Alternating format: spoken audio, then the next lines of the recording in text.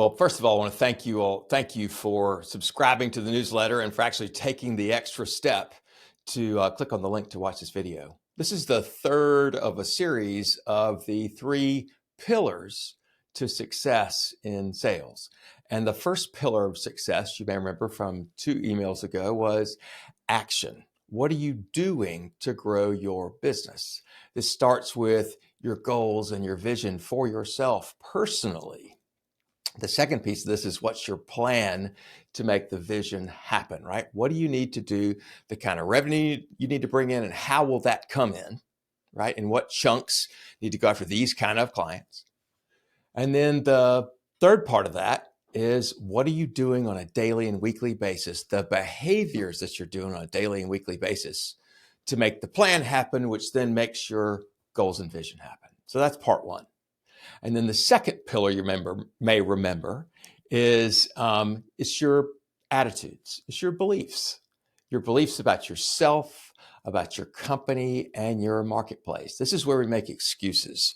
This is where we think to ourselves, and maybe it's subconsciously, if not consciously, is I'm really not good enough to be doing what I'm doing, and these people shouldn't listen to me, or I don't deserve to make this kind of money, or this deal's too big, or our marketplace sucks, or my boss is an asshole and I don't get the good leads, or whatever the excuses that you're making, somehow to make yourself feel better for a lack of production. This is where that happens, up in the attitude section. So check yourself there. What are the things you say? If I were to ask the question, why are you not more successful? What would you say? And if any of those things sound like you've made yourself a victim in any way, change your language. I haven't figured out how to yet. It's probably the best way to redress whatever you were saying. And then the third pillar of sales success is your approach. How are you going after these prospects? The processes that you'll use, and then the tactics that you'll use. So let's talk about those three things for the third pillar, which, as I mentioned, was approach, right? So the first thing is, what is your sales strategy? How are you going to market? So here's what that means in simplest terms. It's what is the not sales process necessarily, what's the methodology? So there are a bunch of these. One would be like relationship selling, right? Which takes a very long time. You build long-term relationships over a long period of time, and that's how you get business. That's fine. The other is more features and benefits selling, which is you go out and you are touting the benefits of your product or service, and you tell people, what it will do for them and how it will fix their problems, and then you give them information they want, and then either they buy or they don't, right? And the third kind, this is the kind that I espouse, right, is consultative selling, where you meet with the prospect to figure out, do they have a problem? And what really is the problem? Not the symptoms of the problem, but what's the problem itself? And then, does your prospect have a compelling personal reason to fix that problem, right? So as an example, one of the things in my business, right, a problem somebody might have would be a longer sales cycle, right? So that's a problem, right? But there's a big difference between a problem and pain, which is why people actually make changes, right? So long sales cycle is the problem, but what the consequences of a long sales cycle are is that you lose a lot of business. It falls out, and it takes a lot longer to get paid, right? And you're setting yourself up to bring more competition in, right? That's a consequence. But the real thing that somebody would want to fix, and you've got to get them to admit this, to say it, it's not the long sales cycle. It's not the deals dropping out. It's that they're not making the money they thought they were going to make, that they're working twice, 3 times as hard to make the same money they're making before. And they're getting ghosted over and over and over again. And that's hurting them personally. They're taking that shit personally, and it's costing them money, right? That's consultative selling, where you figure out how much it's cost. That itself is costing them personally. Oftentimes it's just money. But other than that, it can also be emotional cost to that. It all could be time cost to that, right? I believe consultative selling is the right method for my clients to go to marketplace, not for everybody, but for the people I work with, that's the right way to go. And so by using consultative selling, right, we can figure out what are they really trying to solve? What's it costing them? What does it make sense to have a budget to spend to fix it? Could they find that money? And then how are they going to make a decision? What's the corporate process they have to go through or the personal process they have to go through to make a decision? So sales strategy, what is yours? Your features and benefits person, or your relationship thing? Does your company go to market as consultative salespeople, right? Probably need to have a uniform methodology.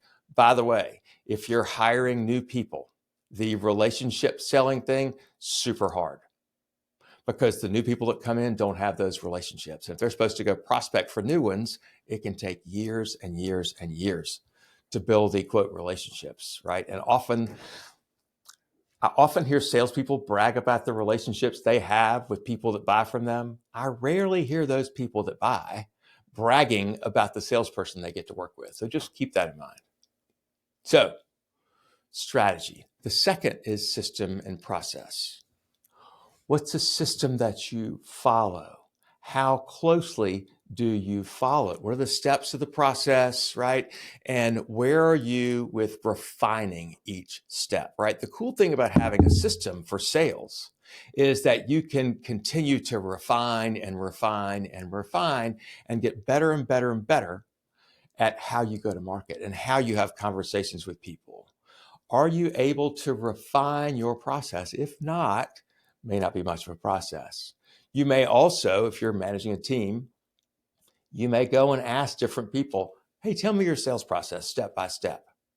And don't be surprised if they're using either there's really no process at all or everybody's doing something different, right? So if you want to get better at sales, you want your team to be on a higher performance level, create a system, use a system that has been created to go to market so that when somebody comes home and says, I got one, we're all speaking the same language. It doesn't mean somebody's agreed to take my call, agreed to a meeting. It means that I have gotten, in theory, a yes or a no to moving forward with a deal, which often means a check, some verification, right? What's your sales process? Can your people say the steps out loud? Are they the same? If you talk to 5 different of your sales team members, do they give the same process? Because if you want to be efficient and you want to be able to coach people, you got to work on the same process. The last piece of this approach triangle is tactics. This is the part where how do you have conversations with people, where you know what you're trying to learn and you know you're schooled in the questions you need to ask, in how you are approaching objections. What is the team doing to approach objections? In my world, we try and get those things out of the way up front. If we know there's going to be an objection, we want to bring it up front. Right? And so if there's going to be something that's going to stall the deal or stop the deal, we won't be able to get over, let's learn that at the beginning of the first sales call, not at the end of the 6th. It's how do you ask the questions? It's how do you respond to certain comments? It is how are you managing expectations throughout your entire process, right? The tactics. This is the stuff that people often want to talk about. It's the sexy shit. It's the ninja, judo, shit like that, right? Or it feels like that sometimes. Reality is, I would say of those 9 things that we've talked about, it may be the least important. I know, shocking. Here's the thing. A lot of people are interested intellectually in the tactics, right? But if they're not in front of enough new prospects or they can't make them come out of their mouth during a sales call, it's worthless.